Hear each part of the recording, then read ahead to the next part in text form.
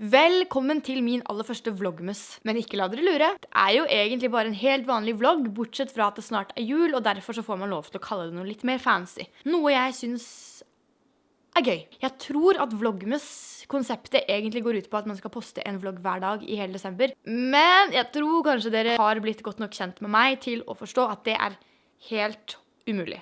Det kommer ikke til å skje noen gang.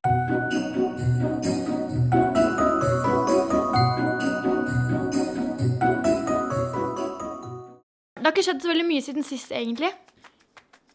Jobber så mye. Jeg som skulle ha friår. Friår, du liksom. Først og fremst så jobber jeg for Leger Uten Grenser. Og når jeg ikke jobber der, så jobber jeg som ringevikar på en barneskole. Det helt crazy. Veldig gøy, da. Og når jeg har fri der, så jobber jeg på pizzabakeren. Og det også helt crazy, men på litt annen måte, og også veldig gøy da. I dag så har jeg i hvert fall fri, det var litt uvant. I dag så skal vi få ting gjort, vi skal gjøre mye ting i dag, og dere skal få bli med på hele dagen min. Eller, ja, nå har dere allerede gått glipp av starten. Jeg orket ikke å filme at jeg sto opp, jeg har også dusja, jeg har også fikset meg litt, jeg har spist frokost, og jeg har lagd kaffe. Så det har dere gått glipp av. Men som plaster på såret så tenkte jeg å lage meg en frokost nummer 2, fordi nå begynner jeg å bli litt sulten igjen. Jeg har allerede spist brødskive. Jeg hater brødskive. Samtidig så det liksom det eneste jeg klarer å lage. Brødskive. Veldig god på å lage brødskive. I stedet spiste jeg brødskive med Nugatti, fordi det jo tross alt desember, og da må det være lov. Nå skal jeg lage meg grøt. Det farmors oppskrift. Det en hemmelig familieoppskrift, så den kan jeg ikke dele med noen. Men dere kan få lov til å se på at jeg lager den.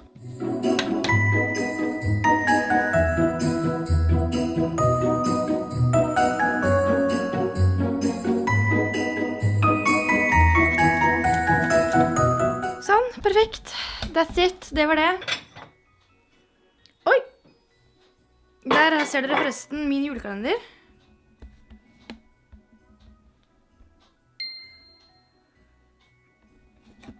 Litt rar julekalender i år, fordi jeg har liksom ikke... Jeg egentlig ikke med på julekalenderen, tror jeg. Men noen ganger så får jeg gave. Har ikke helt skjønt opplegget, men uansett. Nå maten egentlig straks ferdig. Veldig, veldig godt. Apropos, det flere enn meg som husker da Lipton hadde en egen te med blåbærmuffinsmak? Det har de i hvert fall ikke lenger, og det skuffer meg dypt. Kanskje vi kan lage en Facebook-gruppe eller en underskriftskampanje? Det var ikke så veldig spennende. Nå skal vi videre til noe som heller ikke så veldig spennende. Nemlig mine viktige gjøremål. Jeg har en del ting jeg må gjøre i dag. Det har gått 2 minutter, og jeg har klart å miste telefonen min. Der! Nå må vi få ræva litt i gir. Forresten, det har blitt mørkt allerede. Nesten i hvert fall. Det synes jeg helt sykt. Ja, da har jeg satt meg ned i godstolen. Nå skal vi gjøre et godt stykke arbeid. Og la meg bare advare dere. Dette ikke noe gøy. Dette ikke noe morsomt. Eller noen ting, men det viktig. Jeg tror nemlig at jeg betaler alt for lite skatt. La meg bare si det sånn. Jeg elsker å betale skatt. Hver eneste gang jeg ser at det blir trukket skatt av lønna mi, så blir jeg glad. Jeg synes det helt fantastisk. Problemet mitt nå at jeg betaler alt for lite skatt, fordi jeg har skrevet feil i skattekortet mitt, og så får jeg ikke endret det. Jeg har lyst til å betale riktig på første forsøk. Jeg vet at det går fint. Det blir... Ja, der fikk jeg endret det. Var det alt? Det gikk fortere enn jeg hadde trodd. Da kan vi krysse ut skatt fra lista. Neste også å fikse noen lønnsgreier. Diettpenger. Vi har egentlig fått gjort ganske mye nå. Det da lov å unne seg en liten pause? YouTube. Mye gøy på YouTube av gangen, det må jeg bare si. Før så jeg ingenting på YouTube. Det liksom nå i det siste jeg har faktisk begynt å se aktivt på YouTube. Det jo kjempegøy, jeg skjønner ikke hva det jeg har tullet med tidligere. Det var på tide at jeg oppdaget at det gøy å se på. Ikke bare å lage videoer. Men dere, en ting jeg har lagt merke til nå i det siste når jeg har sett på YouTube, det en helt spesiell type videoer som bare popper opp hele tiden på siden min når det står sånn forslag for deg og sånn. En helt spesiell type videoer. Naked hauls. Naked hauls tar over YouTube-feeden min. Og jeg har skjønt såpass at det tydeligvis en trend her på YouTube nå i disse dager. Tror egentlig det har vært en god stund. En annen ting jeg også har skjønt at for å være en vellykket YouTuber, så må man henge med på trendene. Så jeg er litt lurer litt på nå. Kanskje jeg skal hive meg på den trenden og rett og slett lage en naked haul jeg også.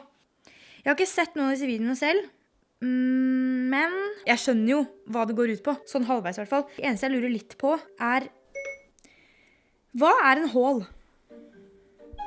Jeg fant dette. Hol. Kommunen Hol. Hva er en haul? Jeg fant dette på nettet om hva er en haul. A haul video is a video recording posted to the internet in which a person discusses items that they recently purchased, sometimes going into detail about their experiences during the purchase and the cost of the items they bought. Ja, da vet vi det.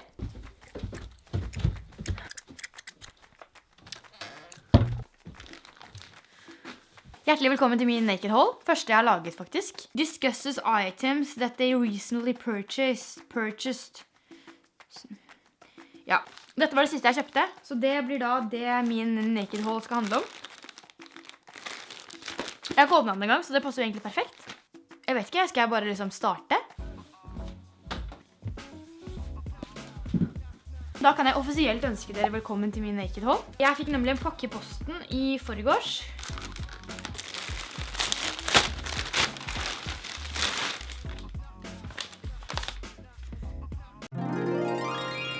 Mobilen min, den er faktisk helt totalt fucked up. Her, på mandagen fikk jeg en sånn impuls om at nå skal jeg bare fikse den. Da gikk jeg inn på Apple og bestilte reparasjon av skjermen. Jeg forhåndsbetalte da 1500 kroner for å få telefonen reparert. Det var da altså på mandag. På tirsdag så mistet jeg telefonen så hardt i bakken at den skrudde seg av, og den ville ikke skru seg på igjen. Og da var jeg rett og slett helt overbevist om at telefonen var død for alltid.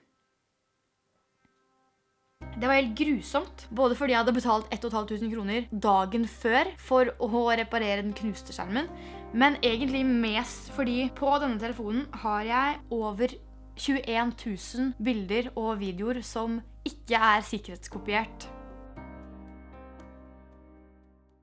Heldigvis så viste det seg at den var ikke ødelagt. Den hadde bare gått i en dyp dvale. Jeg fikk vekten til liv igjen, heldigvis. Hvis ikke så tror jeg måtte tatt ut sykemelding. I ettertid så har jeg i hvert fall begynt å sikkerhetskopiere. Jeg har sikkerhetskopiert telefonen. Det har jeg ikke gjort ennå, men jeg skal gjøre det. Jeg vil gjerne la dette være en påminnelse for dere om å sikkerhetskopiere telefonene deres. Bare gjør det nå. Men uansett, over til det som var poenget egentlig med denne naked haulen. Jeg fikk liksom alt dette her, som jeg da skal bruke til å sende inn telefonen min til reparasjon.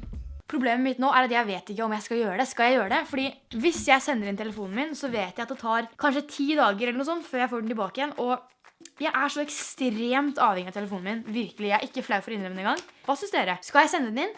Skal jeg ikke? Skal jeg utfordre meg selv? Skal jeg klare meg uten telefon? Skal jeg ta det som et lite eksperiment? Hvis du synes jeg skal gjøre det, trykk tommel opp. Hvis du ikke synes jeg skal gjøre det, trykk tommel opp.